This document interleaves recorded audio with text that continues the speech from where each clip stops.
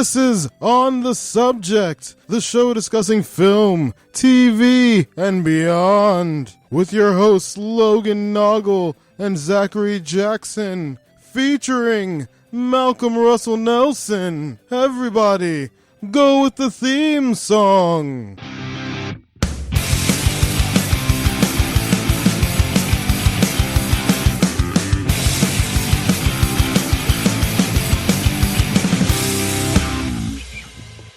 And welcome back. This is Malcolm and Bryan Hill. Bryan Hill. All right. And we are going to be talking today about the second in Christopher Nolan's Batman filmography, The Dark Knight, which this is kind of the 10-year anniversary of The Dark Knight, which is crazy to think about. Oh, man. Really? Is it 10 already? Yeah. Huh? It was the summer of 2008. Yeah. Wow. July 2008 was when The Dark Knight came out. Well, since I watch it every day, it's just like yesterday for me. That's fair. I just sleep with it under my pillow, hoping some of the quality gets into my brain. Nice. There you go. That's good inspiration for Detective Comics. That makes sense. Yeah. Hi, this is Bryan Hill, the least famous person to ever write Detective Comics. How are you? That is not true. I've written many issues of Detective Comics. They just haven't been printed yet. Okay, right on. If we're going to widen out the Venn diagram to that, then I rank somewhere in the middle. Okay. Listen, you're doing just fine. Fair enough. So yeah, this is The Dark Knight. Like I said, July of 2008, which I always go on record saying that the summer of 2008 might have been the best summer for movies in my entire life. Like, you start off, like, that's the beginning of the real comic book boom, because you start off with Iron Man. That's right. That was all that year. Yeah. Iron Man and Incredible Hulk were that year. You have Indiana Jones, which, say what you will about Kingdom of the Crystal Skull, but that's kind of a huge Was Crystal Skull that year as well? Yes, it was. It was May of 2008. At the end of the summer, you have Pineapple Express. You have Step Brothers. Like, it's the best summer of movies. That's actually, I'm older than you, so I think my favorite movie summer was probably 1989, because that was the Batman summer. Right? Yes. That was Batman, Ghostbusters 2, License to Kill, Lethal Weapon. Oh my God, 3? 2? 3? I think 2? Yeah, was it 2? It might have been. No, I think it was 3 in 89, because 2 I think was late 80s. Because apartheid was a big part of 2, and I don't think apartheid was a thing. No, it had to have been 2, because 3 was 92. Okay. Yeah. It probably was 2. Yeah, because Boys to Men were 3, so that would have to be. Yeah, that's right. 92. You're right. Yeah. That's right. It was 89. You're right. So yeah, it's 2. So diplomatic immunity. Oh, it's the best. That's the coolest. So that was probably like my favorite movie summer, because that was when I was old enough to sneak into those rated R movies. And I saw everything that summer. There you go. And I had cable. So like, I saw Ghostbusters 2 way more times than I saw Ghostbusters 1, because it was on cable.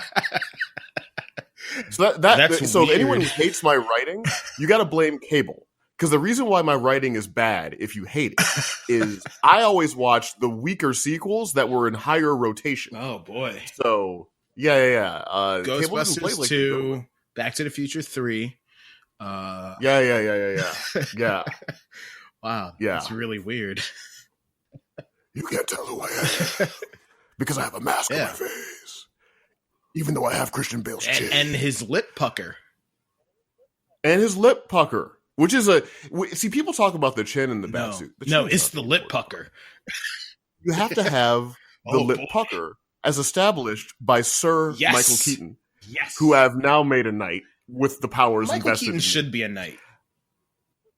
He should be. He should be Sir Michael Keaton. Like, we should just start doing that in America, where we're just like, you know what? You're a knight now. You're an American knight.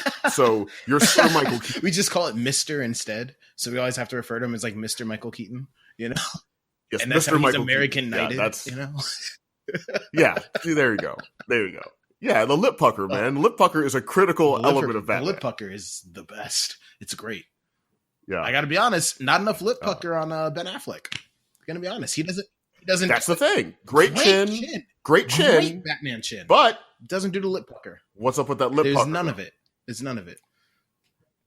You gotta make that face when you're driving. Yeah. You have to. I do that in Forza. Like I just lip pucker. That's a Gran Turismo, just lip puckering the entire time. I'm hitting switches in the air above me that do nothing because it just makes it a better experience. Turn over to the person next to you, like, stay with me. Stay with me. Rachel! Yeah, every woman I know named Rachel. Yep, is tired. Oh, I do it a lot too. Everyone who is not named Rachel. So I just befriend women named Rachel so I can go Rachel. It's like, hey, what's your name? It's like Rachel. It's like Rachel. Christian Bale's awesome. Yeah, I got problems. I got real problems. No. You do not have problems. They do not need to be fixed. Yeah. Beautifully broken. That's the perfect description for Batman. Wow. Yeah, right? You know, that's the goal, man. Is to be broken in the right ways. Okay, so we're gonna do this a little unorthodox. Everyone knows the Dark. Oh, really? I don't know. you don't say. I don't know if you could tell. So everyone knows the Dark Knight. We don't have to go through like what the movie is. I'm gonna ask you this. Let's do this. What are your 3 favorite character highs in the movie? What is a character low that you like in the movie? And what's your favorite 2 performances? Okay, so 3 character highs. I really like the gangsters meet the Joker. Perfect introduction for the Joker. It's a beautiful articulation of who and what the Joker is. And I think that's incredibly effective. I'm also a big fan of Aaron Eckhart's performance in the final scene. Yes. When he's holding Gordon's son. Where he's just completely lost it at that point. It's about what's fair. Oh, man. That gave me chills he puts the first time I saw it. H. You got to put that H in fair. And like that's when the CG's really good on his face, and it looks really gross when he stretches his mouth all the way. Yeah, chilling. and I it's a small moment, but I really love when Bruce, after he's done doing the I believe in Harvey Dent thing, walks out to his balcony and tosses the champagne over the edge. Yeah. I just think that's such a beautifully subtle Bruce Wayne moment. And it's that it captures very much like that conflict he always has. Like the burden of no one really knowing who he is. Because in the Nolan films, I mean, you know, the classic way to articulate it is always, well, Batman is who he is, and Bruce Wayne is the mask. But in the Nolan films, he's somewhere between the two. Like he's got two masks, and he's constantly trying to not be Batman. Yeah, he's always trying to retire. He's trying to find, which is why I like Dark Knight. Going back to Dark Knight Rises, I like that he finally did it twice for that movie, because Christian Bale doesn't want to be Batman. He's doing it because he feels like he has to.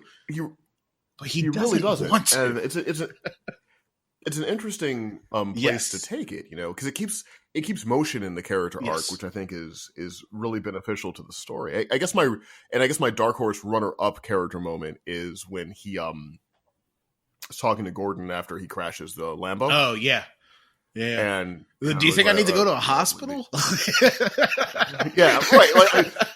See, Bale is one of those actors that's so intense and so talented that you don't often get to see him relax and have fun. And you're doing these movies when he's playing Bruce Wayne. Yeah, and those little moments, you know, like why? Who's in it? You know, exactly. Trying to catch the light. Do you think I need to go to the hospital? Like, you don't watch the news very much, do you, Mr. Wayne? Yeah, he's got that like Batman the Animated Series Bruce Wayne, which is my favorite Bruce Wayne. You know, and you can sort of understand why nobody would think Bruce Wayne is Batman, because he's such a fool. Because of his So those are my character highs, and so character lows was the next one. Okay, I mean, there's a couple things I do have some quibbles with. I think when Harvey is first introduced as Two-Face, in the bar, in the scene where he's a bit in the bar, in those bits and pieces, like the bar and the Eric Roberts thing. The Eric Roberts thing I think works better, but the bar, he hadn't really committed to the duality. Yeah. You know, one of the criticisms of Eckhart's Harvey Dent is he doesn't really feel like somebody who has that bifurcation. No, he does not. Right? Like, it's like he's going to flip the coin until he gets the result he wants, and so he's going to just do what he was going to do in the first place. And so that I felt like he came out of the hospital a little too just like, you know, I'm going to kill this guy. You know, not like you have an actual chance. I think, you know, what you'd kind of want, I think, from that scene is something that feels a bit more like Anton Chigurh in No Country for Old Men. The Sugar Man. Where you really feel like, oh, this, I mean, if the flip comes all right, you might live through this, you know? So that irked me a little bit, but in general, I'm a big fan of his performance. Well, see, I think that they set that up pretty early, though, like with the coin being just a two-headed coin, and you know, stating like, oh, okay, he makes his own luck, but he always goes in knowing what he's going to do. So I think that they at least set that up nicely. Totally. Like, no, I completely agree. He's not Two-Face. He's just Harvey Dent who has a scarred up face. Right. He's in the Nolan verse. He never gets to the Richard Mall voiced cartoon Two-Face, which is my favorite. You know, with the half white cloth over his face and all that. Like that is that's pretty cool. So I had to get acclimated to that, but I can understand it on its own terms. The other two things, really, there's not that many that bother me, but William Fichtner in the opening of a movie does what I call is the Nolan thing. What is that? And the Nolan thing is when a side character who doesn't matter starts feeding questions so another character can say something cool. Yes. And it's usually a big actor. Yeah, it's like a guy you recognized, but they're only feeding the button line, right? And so Fichtner's character in the bank is really just feeding the button line. I don't even remember. I don't remember what the line is, but he is completely wasted in that movie. But it's so the Joker can say that which doesn't kill you makes you stranger and get the button. The most egregious Nolan thing is in Dark Knight Rises when Littlefinger Aidan Gillen at the beginning. I'm just gonna ask you some questions so you can say cool Bane shit. Oh yeah. Oh, listen, I love Dark Knight Rises. I love that open, but Aidan Gillen is the worst. He's so weird in that movie. He doesn't get much to it. It's cut weird too, right? Really because they don't really show you him shooting somebody. It's because he shoots. And they just throw, he shoots out of the plane. He shoots outside of the plane and then moves them to the back of the plane. Yeah, it's cut like a little weird. I mean, they probably had to chop it out to get off. It's like he didn't fly very good. Yeah. It's like, well, Bane, what's the next step in your villain quotable? Because Bane has like 4 in those. That like it's like I get it. Like Jonathan Nolan and Christopher probably sat down, and Jonathan likely wrote a bunch of awesome lines, and they're just like, let's keep them all. Yeah, exactly. But like it doesn't really make sense when you exchange, like. So what happens if I take off the mask? It would be very painful. You're a tough guy. You're a big guy. For you. What? Why would that have anything to do with the mask? Like, I mean, I would assume that his size wouldn't have anything to do with it hurting if you take a apparatus off of his face. Exactly, where he needs to breathe. Yeah. So you just let some of that go. So Victor's bit in the beginning of Dark Knight is that he's just it is definitely lines for the thing. And then the thing that bothers me the most about the movie, and it's such a nerdy thing that I probably shouldn't even bring up. It's the moment when Batman is in the vault in the first act. Yeah, with the irradiated there's the way it's visually articulated, it looks like a guy in a bat suit. Yes, it does. And he doesn't do it the Batman way. Like what Batman would do he'd like shut the power off. Like the power would go out. Yeah. And then he would appear when it comes back on. Right. And like Gordon would clear the room, and then like a dim light would appear in the corner, and then Batman's just standing there, and then they have the conversation. Yeah. I mean, the same bit sort of plays in the interrogation scene. When you have Batman under those harsh top lights, it starts to travel into cosplay territory. Yeah, it looks a little weird. Yeah. And they set it up really well. Like the lights are going to go out, and then Batman's going to be there, and I think it should have stayed dim in that interrogation room. Like it's super badass. Like that is easily one of the most badass things I've ever seen in a movie. But I completely agree. Dim those lights, because when they come back on, they're really bright. He looks kind of. They are, and he looks like a man. Now maybe the point. He looks like a man. Maybe that's what it was. Maybe Nolan wanted to humanize him and make him vulnerable in that moment. But then like, why would all the cops still, or why would anyone still fear him or revere him or anything like that? You see him like that, and he's just a guy. Yeah, it's a hard thing. I mean, when I'm writing detective, I'm thinking a lot about not humanizing Batman too much. Yeah, and not allowing him to just be another superhero in a suit who talks to other superheroes in suits. And trying to keep that mood, that atmosphere, the theatrics of it up all the time. Exactly. Because Bruce is dramatic as hell. Yeah, so like that's those are the only little quibbles. I forgot you had two more questions. I forgot what they were. We did top character moments. Top character moments. We did bottom character moments. Your two favorite performances in the movie. Oh, well, I mean, obviously Heath Ledger, right? Yeah. Because like that, I don't know how one does that. There's sometimes when you see a performance, I think like Al Pacino in The Godfather Part 2. Yeah, there you go. Other ones are sort of like Daniel Day-Lewis in My Left Foot. Like they're. You mean Daniel Day-Lewis in anything? Kind of Daniel Day-Lewis in insert movie here. Yeah.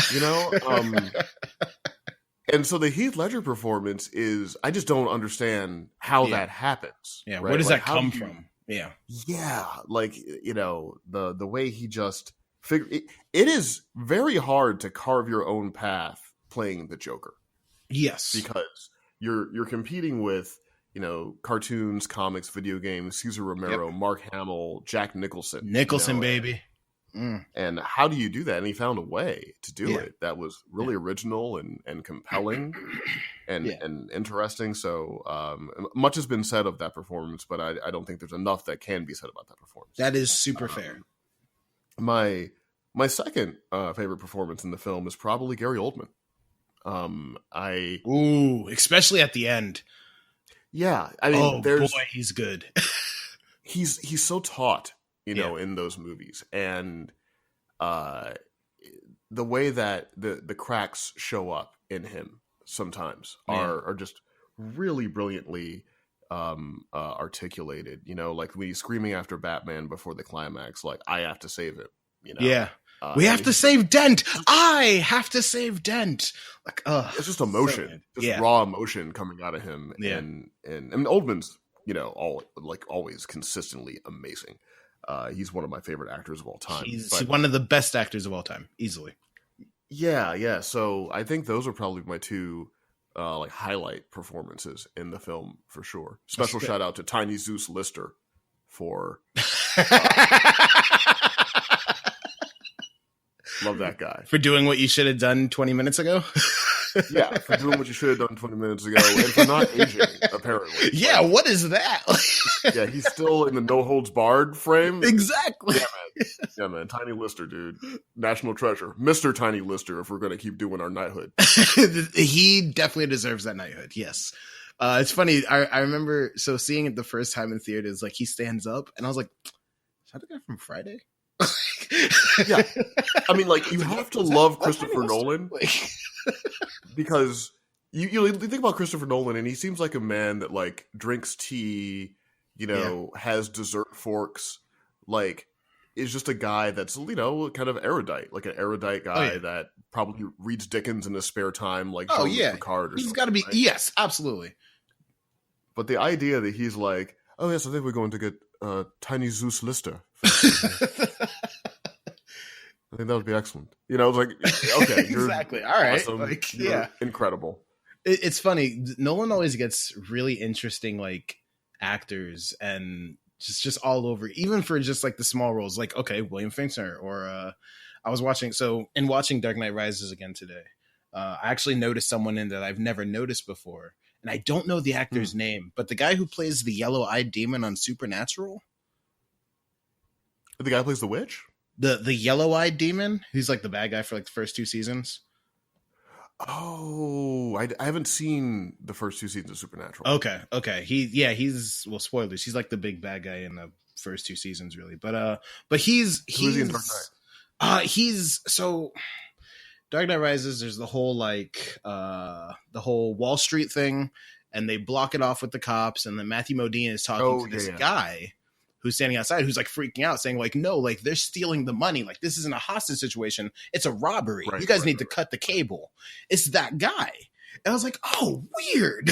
Like, he's here for literally 2 minutes and then he's gone. Yeah. Well, Nolan's got just a great eye for that stuff. I mean, you can really tell that he enjoys working with actors and he likes giving actors character to play in these things. Oh yeah. And they don't come off like action figures. And I think that's a big part of why his movies are so successful, yes, is absolutely. He invests into the framework and thinks about populating the movie with people that have impact. Even if they're not going to be in it that long, you need someone to anchor that down, to hold that down. Yeah. Oh yeah. Like Coleman Reese, right? Like, yes. I don't know the name of the actor that plays him, but you needed an actor who worked in that scene. Yeah. Because you're playing scenes across from Morgan Freeman. Like, I mean, he's full of heavy hitters in that movie. So you need people that can kind of stand up on their own and manage that stuff. I admire so many things about Nolan as a story. Oh yeah. He is unlike any other. He's so interesting. Yeah. I think one of my favorite performances in it, apparently the actor's name is Richie Koster. He plays the Chechen. Oh yeah, he's great. Is so good. My dogs are hungry. Like, yeah. He's trying to get that spinoff. Oh yes, he is. We should hire a clown. Well, I mean, what I love about the Nolan films is there's crime in them. There's real crime, like actual real crime in them. It's awesome. Not just superheroics, which I think for a Bat story. You need to have the impact and the consequence of real crime. Otherwise, I don't think it lands. I mean, he's not Green Lantern. No, exactly. Like, in all three of them, there is real crime, which is cool. Yeah. Oh my god! Yeah, like Michael Jai White is in this movie as literally just a gangster again for 5 minutes. Oh yeah, and he steals the show in all 5 minutes. Enough from decline. It's because you can see people 500,000. Just having the fun. Like, I love Eric Roberts in that movie. Oh, this madness is too much. It's too much. I do that one too. Too much. Oh, so good. It's too much. Like, I have deep cut quotables from Dark Knight. I like people that. don't know what I'm doing. Like, I just whip those out. I like that. To test the audience. You're the one who's going around saying I'm good at calculations and waiting for someone to pick it up. Yeah, totally. I'm that guy. I'm totally that guy. So okay. Some men just want to watch the well done. He's really Michael Caine's great in all three of them, but he is quite exceptional in this. Yeah, I mean, Michael Caine is just he's another guy. He actually is a Sir Michael Caine. I think he's a Sir and a Mister. Yeah, he's amazing. Yeah. Yeah. Because no one ends a scene like Michael Caine. No. Right? Like, Michael Caine helps you in the editing room. Exactly. We bowed down the jungle. Oh, well, clearly we cut here.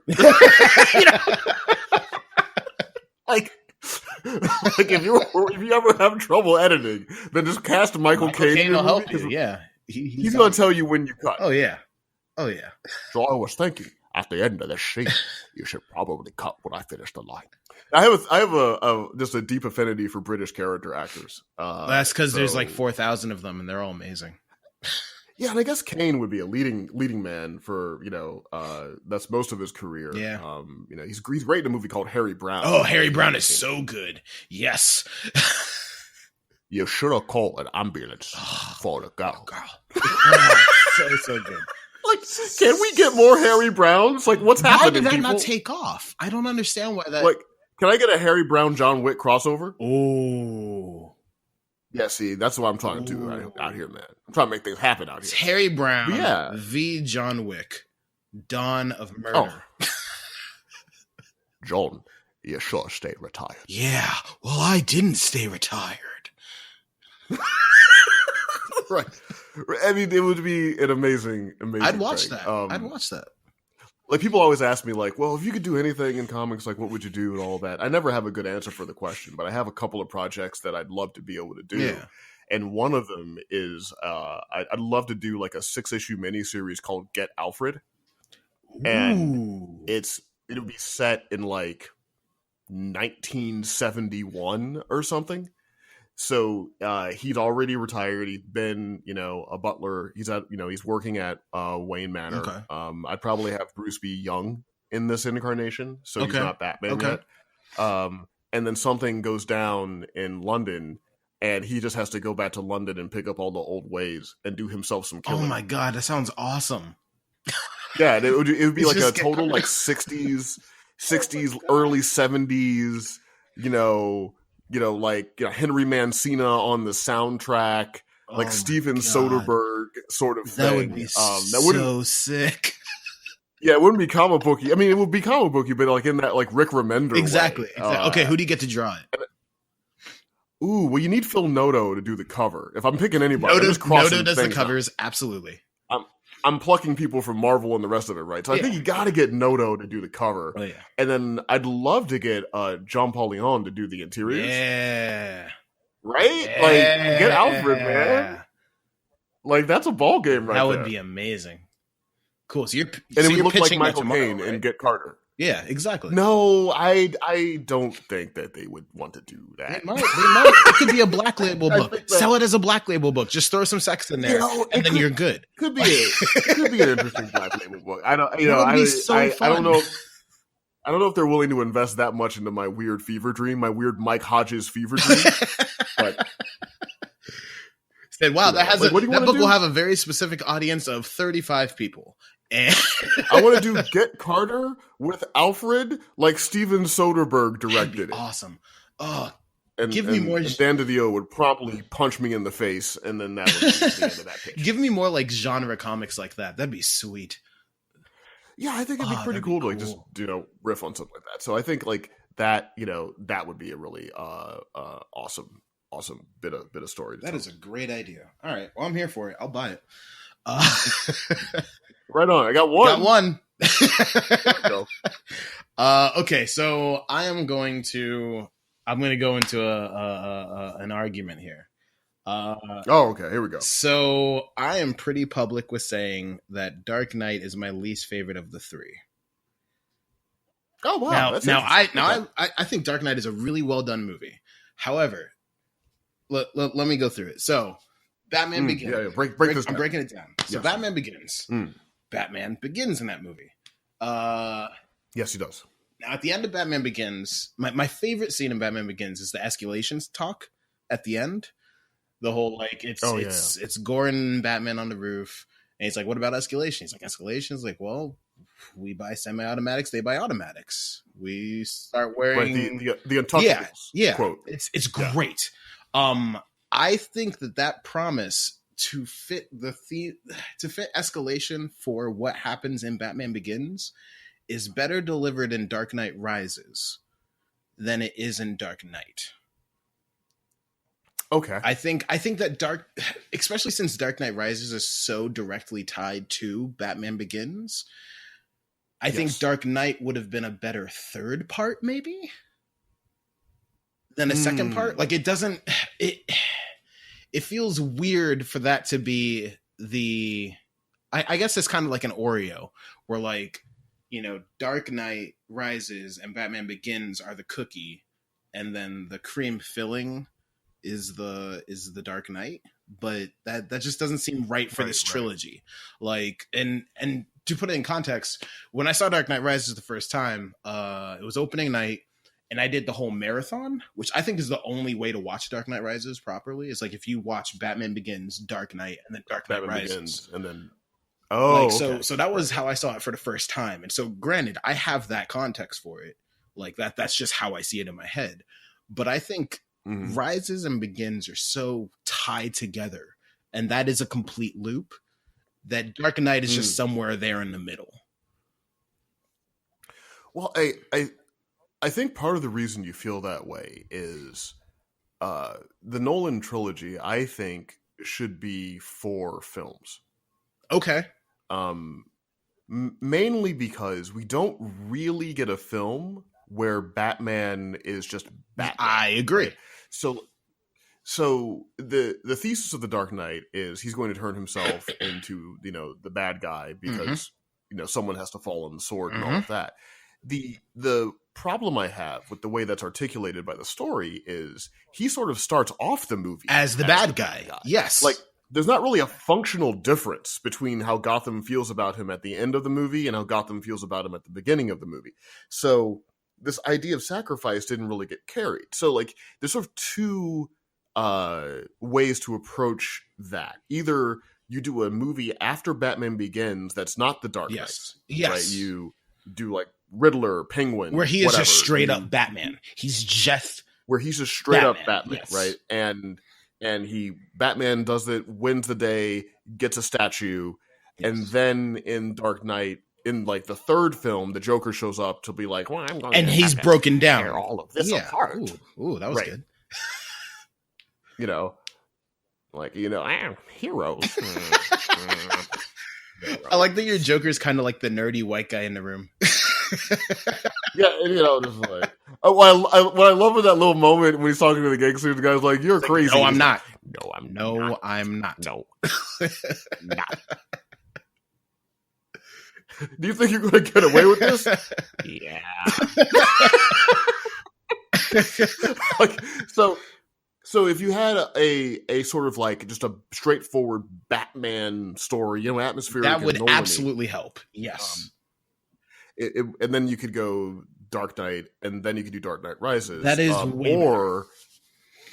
or you could do something after the Dark Knight before Rises, where he's a criminal. You know, like he's still trying to actively be Batman, but he's on the run. He's being hunted. Yeah, he's on the run. He's, you know, all this stuff is happening, and it's sort of like Batman having to work against all of this pressure, and then ultimately decides it's not worth it, and he has to quit. Like, yes. That your Empire Strikes Back ending, and he kind of hangs it up, and then you pick up Dark Knight with him. You know, I mean, Dark Knight Rises with him having hung it up, but yet the past is still coming. You know, because you have to be a legend. And so the past is still kind of coming to get him.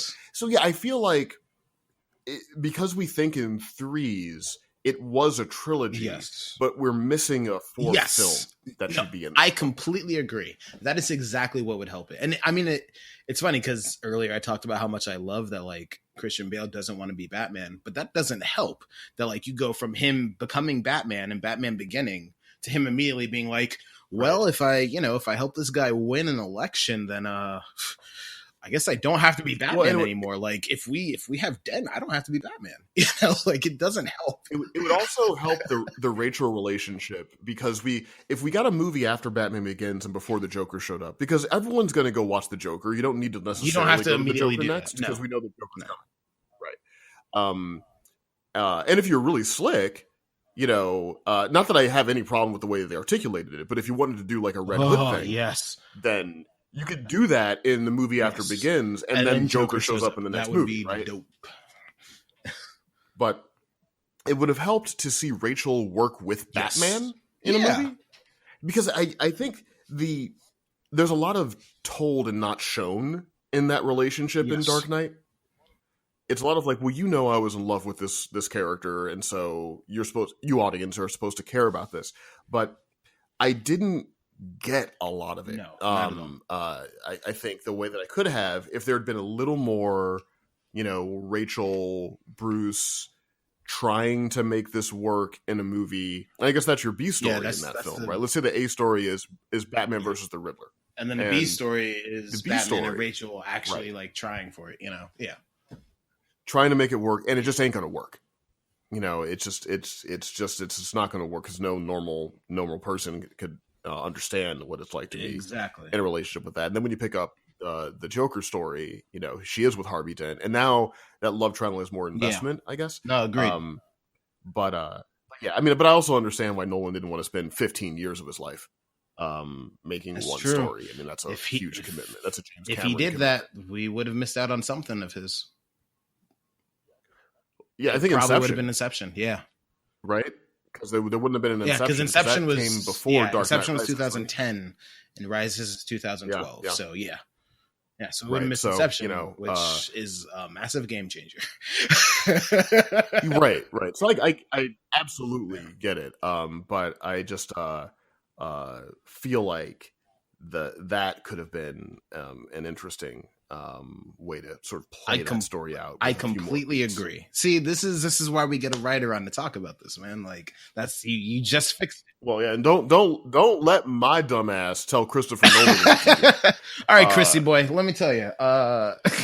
So disclaimer: Christopher Nolan is right and I'm wrong. These are just ideas I'm just throwing out there. Well, it's a good idea. It would definitely help.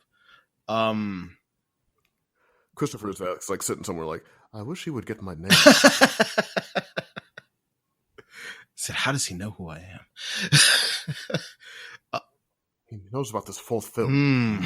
Who told him? Who leaked it? Who leaked it? It was Tiny Lister, man.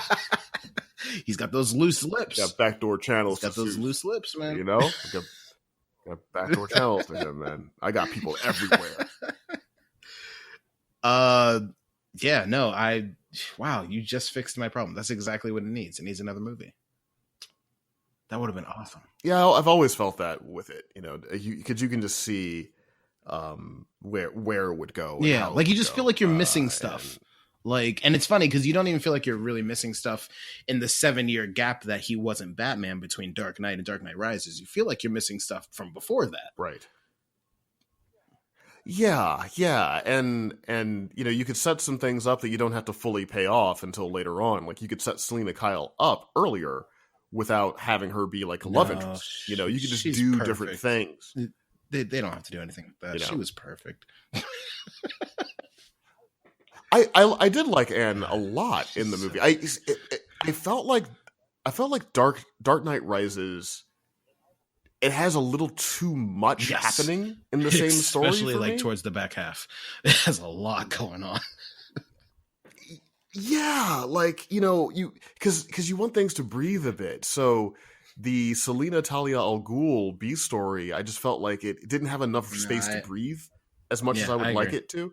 And then you have arc plot, you know, things that you have to catch up to, and all of that stuff. And you know, that comes, and that's another reason why I'd say, like, if you had another movie, then you could long play some of that stuff. So you're not setting up and paying off everything. You're paying off stuff you've set off before, and then you're only really setting up and paying off. That makes it feel like such a complete thing, like a complete journey. Yeah. For sure. Like, you know, it would have been really interesting to see that kind of spread out. Really cool. Yeah. All right, you fixed the Dark Knight trilogy for me. Yeah, that's what I do, man. That's what I do. Okay, what is if you had to watch just one scene from this movie for the rest of your life, every day for the rest of your life, but you could never see the rest of the movie, just this one scene, what would the scene be? One scene I could never see the rest of the movie. Because I don't know, because you had like a copy of the Blu-ray that only played the one scene or something. I don't know, whatever. It would. I mean, if we can call it a scene, I think it would be the pursuit and capture of the Joker montage thing. Okay. If I was just going to watch one bit of it, when Gordon is pretending to be dead and he's not dead. Oh, with that cop who is delightful. Is that a bazooka? Right. Yeah. You got to have like Joe Cop in a Batman story. He's like spilling coffee on himself. Oh, Jesus Christ! Oh, Bat guy. Whoa. Hope you got some moves, new guy. Yeah, you gotta watch out, kid. This guy takes no prisoners. He does that in literally every movie, because in Dark Knight Rises, there's the old guy when Bruce is chasing after them after the stock market thing, and it's the old guy. He's like, "Oh, you're in for a treat tonight, son. You're in for a treat tonight, kid." Yeah, you gotta have that. I mean, this is that's like part of the personality of Gotham City. That's the thing. Totally, it's critically important for your Batman story. Yeah, but I think it's just the editing and the way that whole thing is put together. I think it's just pitch perfect. I mean, there's not much narrative in the sequence, but just as a small little micro piece of filmmaking, I think it's really great. The Bat Pod's so cool. Yeah, like running up the wall, turning around, going back down. Like that gave me 1989 vibes. Yes. Where like he has a grappling hook that will shoot out of his hubcap just to make the turn on this street. Apparently, exactly. so like him having the thing and the wheel turns up and it goes back down. So silly and so cool. Like him driving through like the mall or whatever it is, which is awesome. Like him driving down the lane of cars and taking off every one of the side view mirrors, like going through like the glass and all that. And I mean, you really get the feeling of what it would be like to have military style tech applied in a common urban environment. Like I've been around some of that stuff, and it's just crazy looking. And you're looking at it like, wow, this is completely insane and intimidating. And to think about it being applied into a normal city, Nolan does a great job of, again, like I love the way that he makes it feel possible, down to like the Batmobile having like an intimidation mode. Like, of course that would totally be a thing for like riots and stuff, like it could go on autopilot and then have an intimidation mode. That makes complete sense. Yeah, I mean that's what I like out of out of comic book movies. It's just my taste. I mean, some people like things to be high fantasy. Doesn't matter if they ever be real. I want the costumes like they are in the comics. I want the moments I saw from the comics. And I totally respect that. I'm more interested in because I have the comic books. I like seeing these like cinematic interpretations that explore the possibility of it.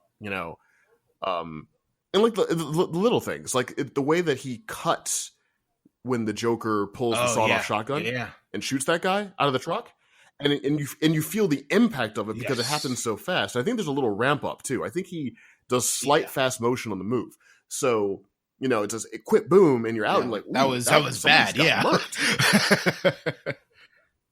was a murking. And that's the thing. Like in a lot of comics, you don't see people get murked a lot. Like. There's a lot of like, I'm going to do a flip kick and double kick and kick you in the chin, and then you're going to fall down. It's all very stylized, cool. but you don't really get the fast kills. Sometimes you gotta just murk a fool, Like, I'm liable to do that. I'm liable to murk somebody. Cool. You're like, no, Batman saved this one. Don't hold that in your chest. Him time to save them, you just kill them. He ain't gonna save everybody. That's why there's Batman. Because you don't save everybody. Sorry. Yeah, man.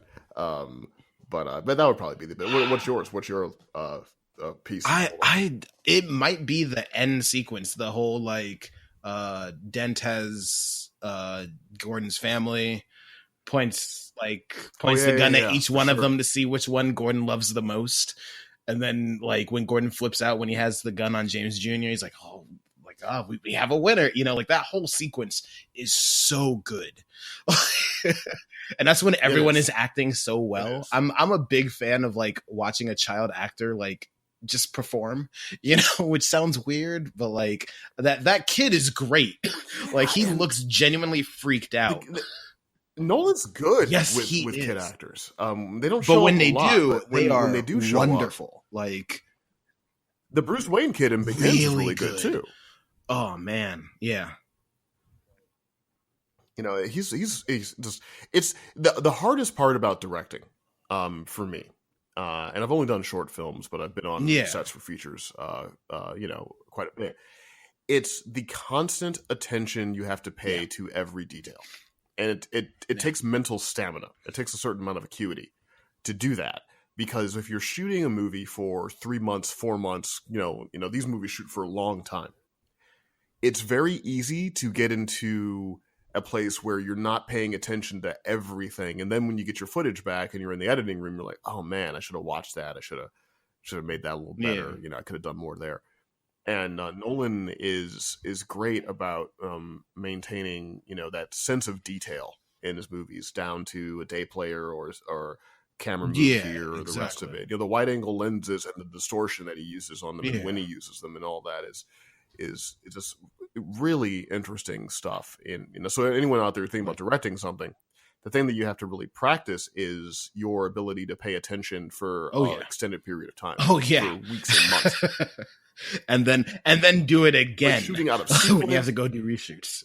Right, keeping performances in your mind, you know, so you know, like, oh no, wait a minute, this doesn't work here, and this doesn't work there because you're more like this, and you know, this it's is not easy. And so, and casting is a huge part of that, and Nolan does a really great job casting, and the effects on Eckhart awesome. Are still incredible. It looks great.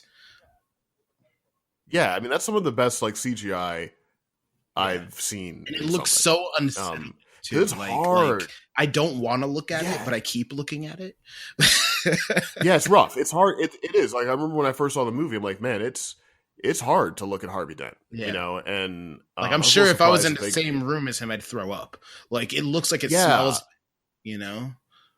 Yeah, like I you know, getting that PG-13 might have been difficult for them with that. It's such an impressive bit of effects work. Yeah. And it's hard to do CGI in a Nolan film because everything looks so real. Exactly. Like, you know, if you're in like Zack Snyder's world, well, because he adds artifice to everything. Yeah, and everything like, is green screen. Tweaking. Yeah. Right. So like you can just keep, it's like Star Wars, right? You can just throw it in and your eye calibrates to CGI. Exactly. But, you know, Nolan is like making a Francis Coppola movie written by Michael Mann. And then to throw like CGI face work into that could just break the whole thing apart. Yeah, that could ruin it. Because you got to think about, you know, you got to think about like in production when you're making the decision now, what are we going to do? Well, I think we're going to put dots on his face and then map it in later, right? Yeah. That your entire movie is hanging on that. It's hanging on that, you know.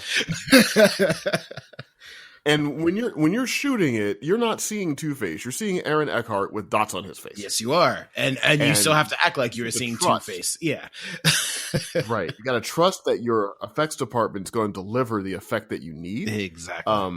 And it's an underappreciated amount of risk to do something like that. Oh yeah. Is there anything else you wanted to add about The Dark Knight? I don't know. Like, not really. I think we kind of covered a lot of the territory of it. You know, I will say for people that are interested in filmmaking and how filmic storytelling works, study it for its use of montage and cross-cutting and how it delivers information. I think it's one of the best films in recent memory that uses cross-cutting in a way to enhance the narrative rather than just move through time. And it's for a big summer popcorn, gotta sell tickets and bed sheets movie. It takes a lot of cinematic risks, and it has like 3 major cross-cutting sequences, which is not common for big blockbuster films like that. But each of them, especially not at that time, not in 2008. Yeah, the way it's cut, and like the way it's put together, and the juxtaposition is really great. So that's definitely worth studying. Oh yeah. I recommend, if everyone hasn't, and if you have 9 hours to put aside, watch Batman Begins, watch Dark Knight, and then watch Dark Knight Rises. It is very interesting to watch all 3 immediately in succession. They are 3 very different films. They are 3 very different vibes. It's really interesting. Yeah. I've watched it because I'm writing detective. I'm kind of revisiting the Nolan films and 89 and 90. Was it 92 for Batman Returns? 92. Yeah. And so I'm like watching all of those things in succession and like picking little parts from like each of them as influences. So yeah, when you watch them all together, it really is kind of remarkable. There you go. What are you, real quick? What are your top 3 Batman movies? And I when saying that, I count every movie that has Batman in it. Oh, okay. Well, I think The Dark Knight is probably my top Batman film. I think after The Dark Knight, oh gosh, I mean, it's, there's a lot of ties there. But probably Batman Begins, because I think that edges out Dark Knight Rises a little bit for me. And then Dark Knight Rises would be like the top 3. And then filling out the top 5, it would be 89 Batman, then Batman Returns. And like special mention for Mask of the Phantasm, which I think is an excellent movie. Ooh, so good. Great Batman film. But I mean, yes, it is. See, the funny thing about Returns is there's stuff in the movie that I'm not super fond of, but the peaks of the movie are so good. Yes, absolutely. Pfeiffer, like the when it gets right, it gets really right, and then sometimes it just turns into Beetlejuice, and you're like, okay, but that is exactly it. That's exactly it. And I think there's a little bit more of that than there isn't. Yeah, like the Bruce Selena stuff in it, I like a lot, and I appreciate a lot of things about Michelle Pfeiffer's performance. I think, same. Mystical Stray Cat origin aside, I think her performance, I think she's as super the rad. Catwoman. Oh man, I mean, doesn't she just seem like she's the coolest? Like, I've never met Michelle Pfeiffer, but like, doesn't it just seem like she's like the coolest lady in the world, right? Like, I want to. I have such a crush on Michelle Pfeiffer. Like, so cool. I saw the other day, I saw a poster for Ant-Man and the Wasp that was just her, and I was like, oh, I can't wait for that. Yeah, she just seems so dope as a person, man. Like I saw her in some interview and she was talking about how Bruno Mars brought her up in that song, oh yeah, and she was like listening to it, and her kids were listening to it, and her kids were like, "Oh, he talked about my mom. I can't listen to this anymore." Like, yeah, she just seems like the coolest, man. But yeah, so yeah, I mean, that's awesome. That's probably how I would do it. There's still a lot of things about Keaton's work that I greatly admire and still refer to this day. Oh yeah, he was awesome. I mean, I like my Batman cold, a little mean, Like, yeah, he's mean.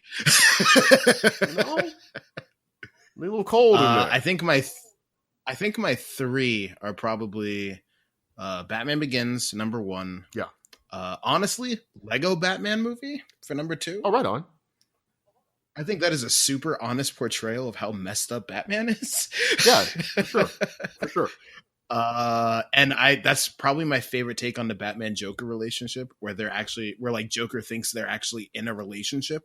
Yeah. Like, I literally love that to pieces. And then Batman 89, because that's my second favorite Joker. Oh, right on. I mean, he's so good. I mean, Batman 89, like like the Elfman theme to Batman 89 will change my mood.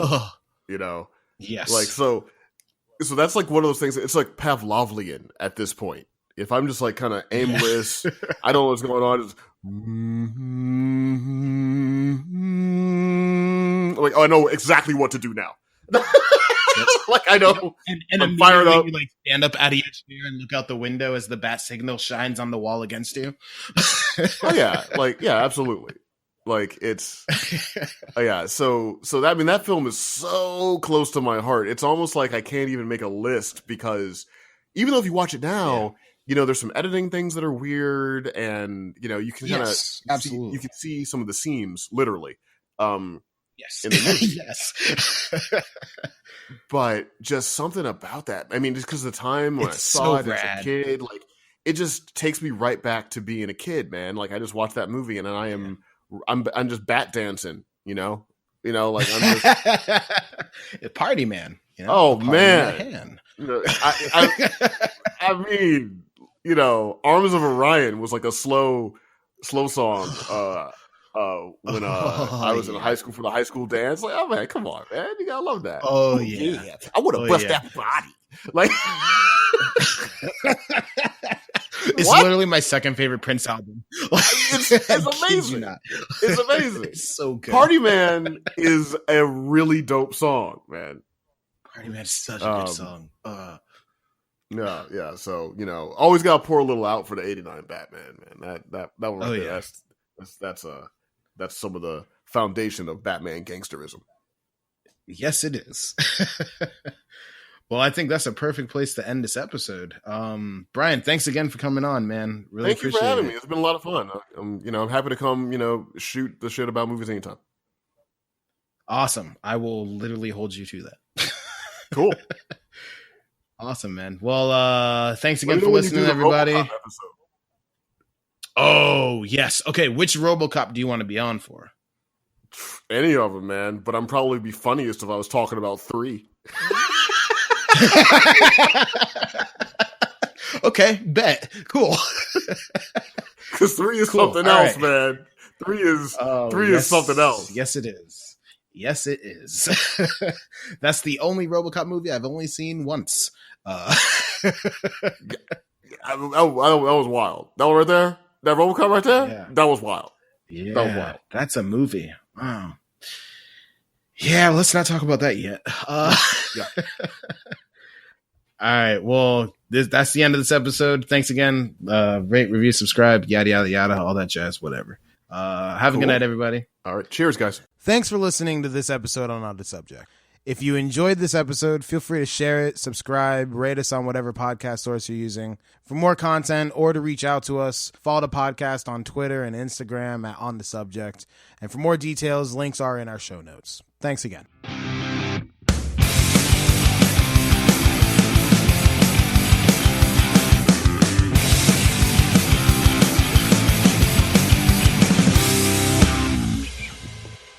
This has been a Geeks Rising production, your executive producer of Andrew Scott. For more information, head over to www.geeksrising.com.